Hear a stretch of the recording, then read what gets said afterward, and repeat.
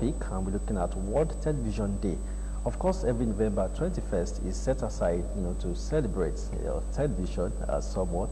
Yes, today is not 21st, today is 20th, but which means our celebration starts, today, and it's will dovetail till tomorrow.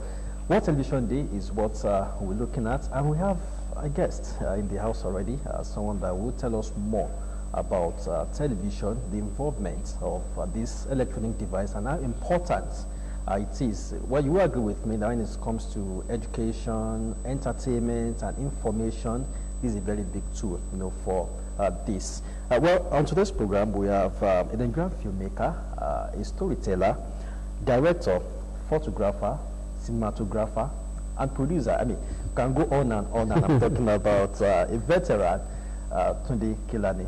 You're welcome to the program. It's my pleasure to be on you on this panel. Welcome to the program, sir. Looking at, yes, the World Television Day is coming up tomorrow. But being a filmmaker, I want to look at this from a perspective of being a filmmaker.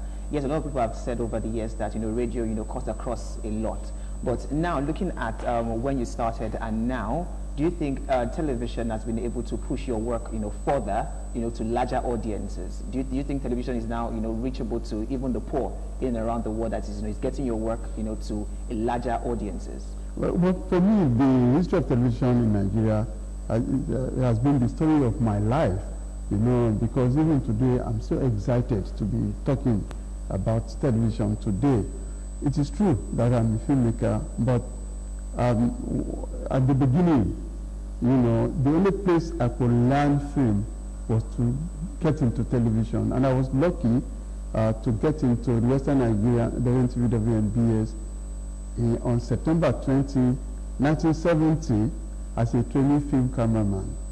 And at that time, I knew it was very important because every station then had a film processing laboratory, because there was no video at that time, so we were responsible to providing actual film footage of anything that happened, between anything, news, sports, drama inserts, documentaries, and everything, to be fed into the television chain.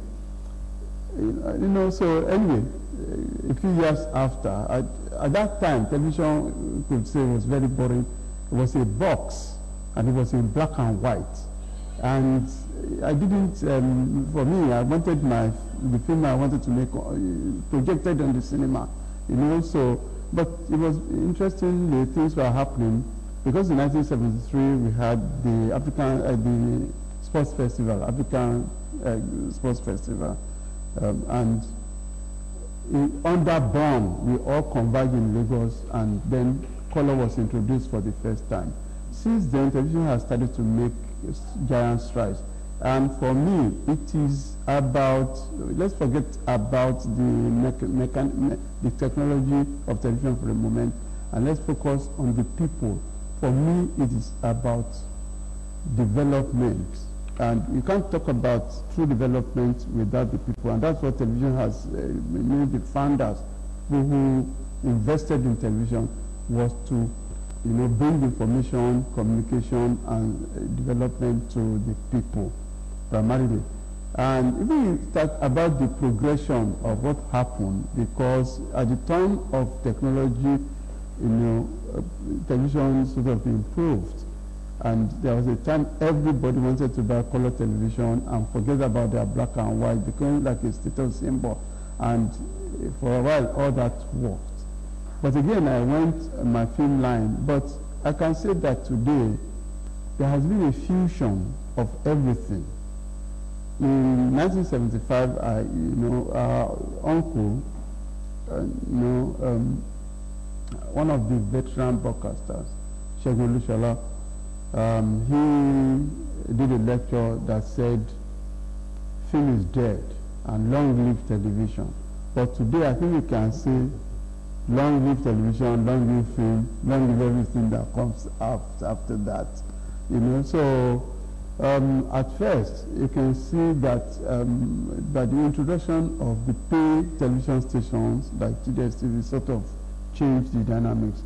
Before, The powerful regional stations were nationalized, and then we had NTA.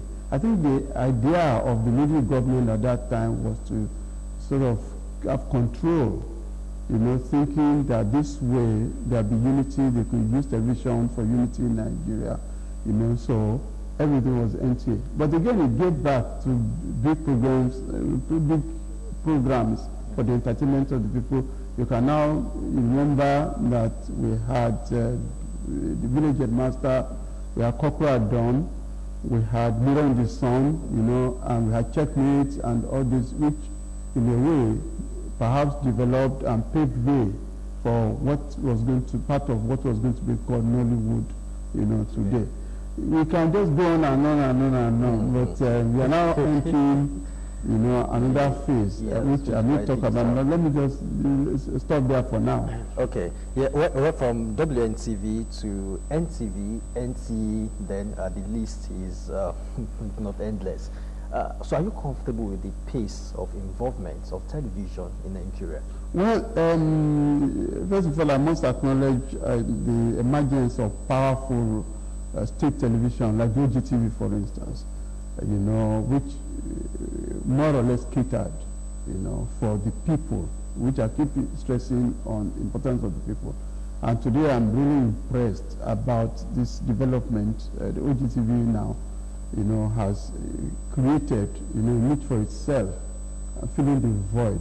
Now you are asking if I am comfortable with the pace of comfortable with the pace. Development. Perhaps what actually even me, that consider myself fairly knowledgeable because I'm in the industry, I'm sadly disappointed because this is what I read in the newspapers or heard the Minister of Information talk about the digitization, you know, project, and this is meant to, you know, apart from reduce the cost of broadcasting, you know, look at the quality and professionalism and what is delivered to the television audience at home.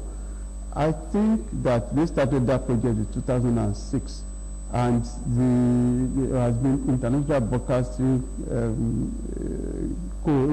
convention or code that specifies that Nigeria should digitize, cut over from analog television to digital television. And they talked about providing set-top boxes in every home, you know, affordable to the people, which will convert the analog television to receive digital broadcast. And I think Nigeria has failed several times to achieve this. And even now, what I think we have is that most television, we are still analog, but I'm aware that some states have launched they already put over to digital. So we now have digital and we have analog, and it's the most expensive way of running television broadcasting. So I think Nigeria must decide what we want, and we can't go on like this for, you know, because as you know, we could be sanctioned. Sanction now is a popular word. We could be sanctioned for not aligning with modern broadcast television. Okay. Sir, being the fact that you take you know, the Yoruba culture as a very, very important aspect of your life in everything that you do, we see that, you know, show in your filmmaking.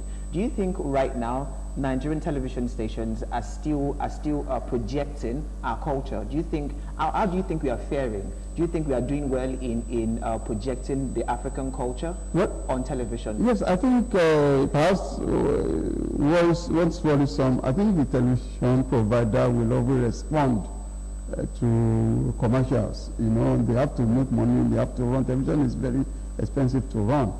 But I'm much more disturbed about the society itself, because we are beginning to lose our identity.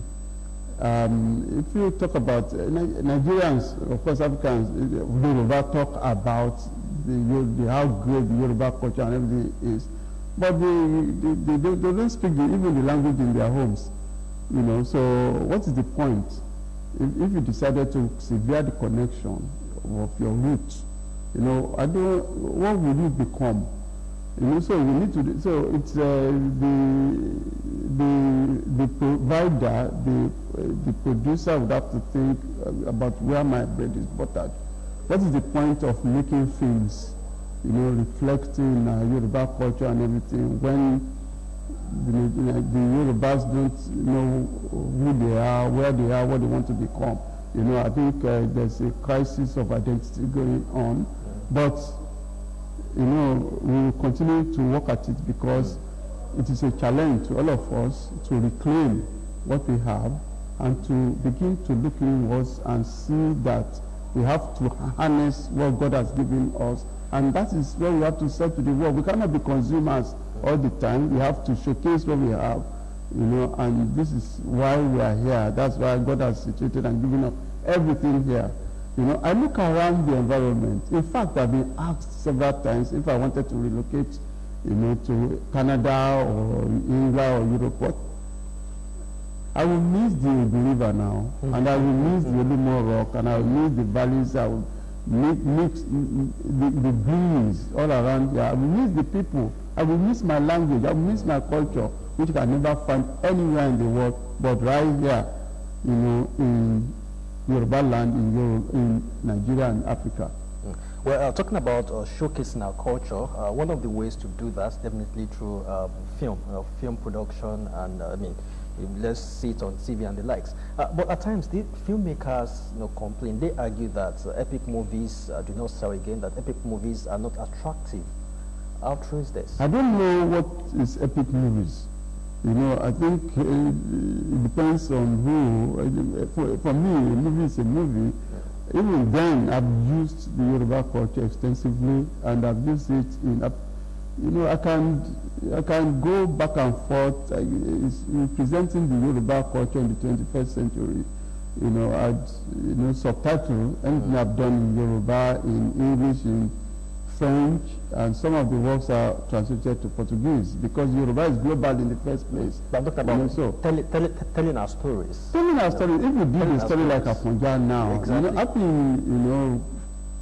been, learning from everywhere. I started to, watch South Korean films, and I've seen how they have elevated their culture, and bring take it global. I think that's what we have to do. That is where our foreign currency is. That is the currency that we have to negotiate.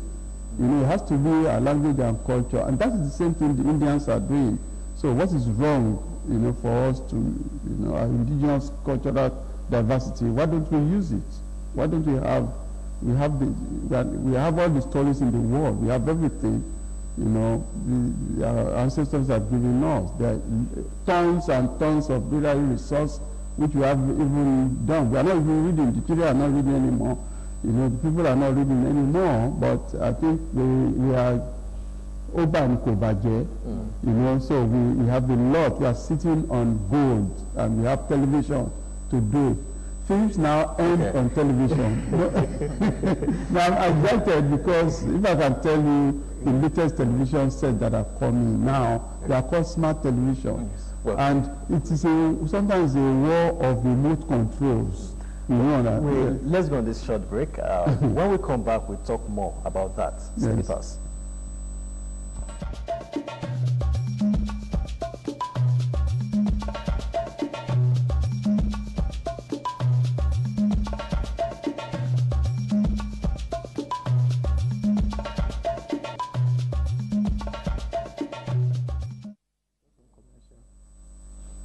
Welcome back. We're looking at World Television Day, and our guest is Tunde Kelani, a veteran filmmaker.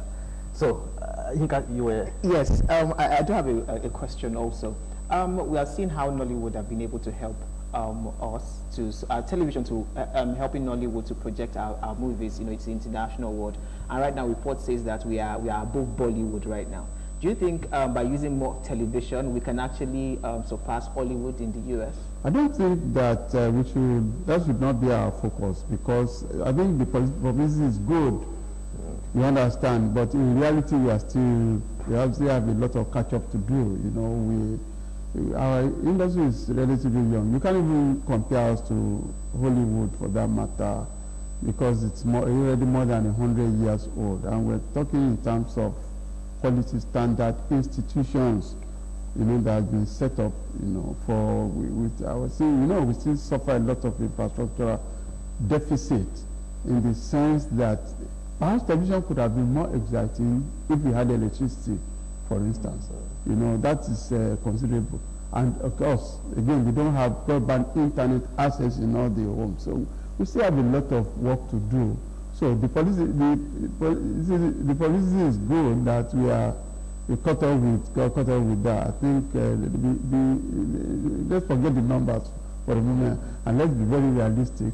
That we still have a long way to go to build on our own infrastructure. Okay, looking at also, television is really doing very well right now, but it is metamorphosing into a new era. At the time it was area, we moved to cable. Now a lot of people are on the internet, so we have. Look, this is very interesting, because there was you can look at it like it was one-to-one.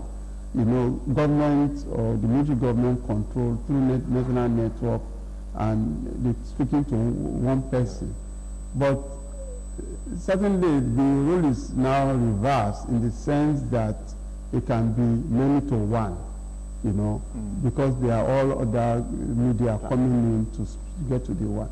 And then the one now has turned around to many, because now suddenly people have access to media, and that is now, it has come, now this is what they now call fake news, because you can no longer control the media in the sense that people now are empowered in any case to put their, their opinion across, communicate. It's all about communication, you see. So I think for me, that I felt that I wasn't a television person, despite the fact that I paid my dues on television.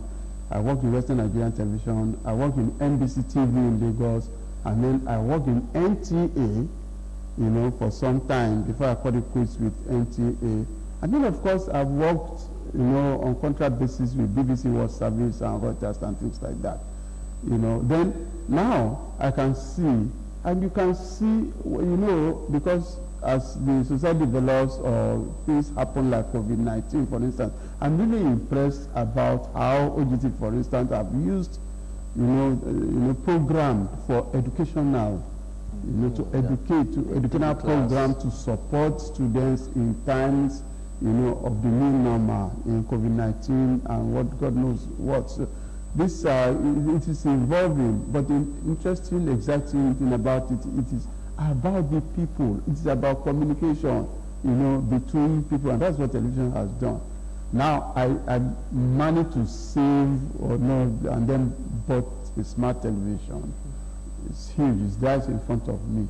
If I knew, that television was going to develop to be, that comfortable, that pleasurable experience, I would have paid more attention and have done more television. Doesn't matter anything you do these days, series or TV, is going to end up on television. Yes. That's the interesting thing now. So for me, this is an exciting period of time. Earlier, you spoke about some contents on TV back then.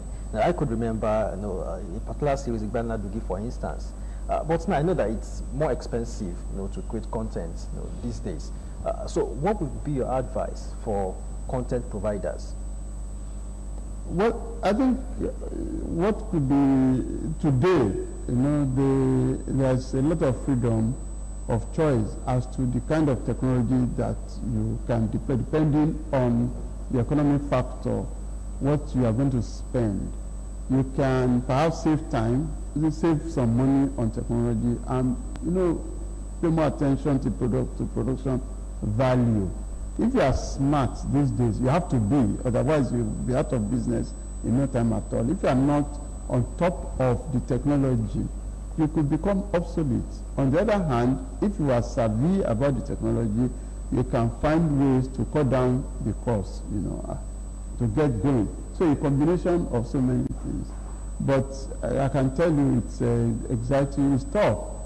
And very challenging, especially without support, without funding support. Because if you really wanted to make films, especially for young people, about our culture, then it has to be supported in a sense. The producer is weak at that point.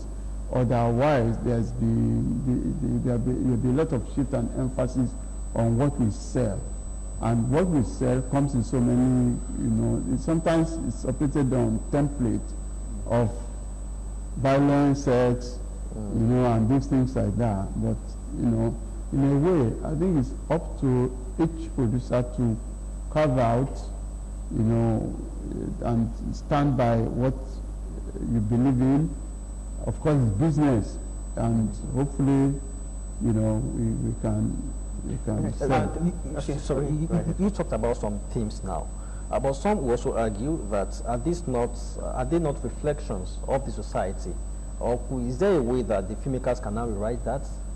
No, I don't. Is it the responsibility of just the filmmakers? I mean, you said just now that it's about society. But on the other hand, look at what television are able to do. Everybody now they have their favorite teams, Premier League and things like that, and then that has also become a culture in itself.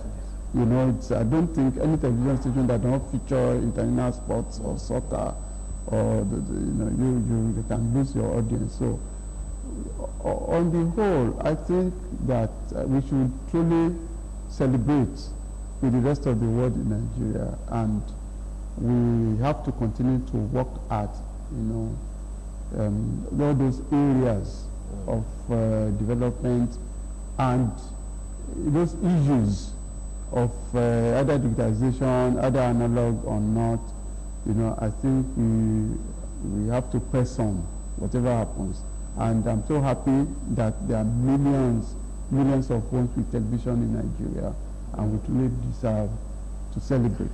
Yeah, well, many thanks for coming. Our guest has been Tunde Kelani, a Nigerian filmmaker, and I think we really enjoyed your position as regards the World Television Day. We've talked about where we're coming from, the history, where we are, and also the future of TV. Yinka, we have to go. Yes, thank you very much for being a part of the program today, and I thank you very much for coming on the program. Yes. So we'll be back again on Monday on New Dawn here on Ogun State Television with our other anchors that will be presenting the show. But we'll be back on Friday, but then New Dawn is coming on Monday morning. I am Olayinka Shodunke, and for most season also, we'll see you again on Friday. In everything you're getting, get understanding.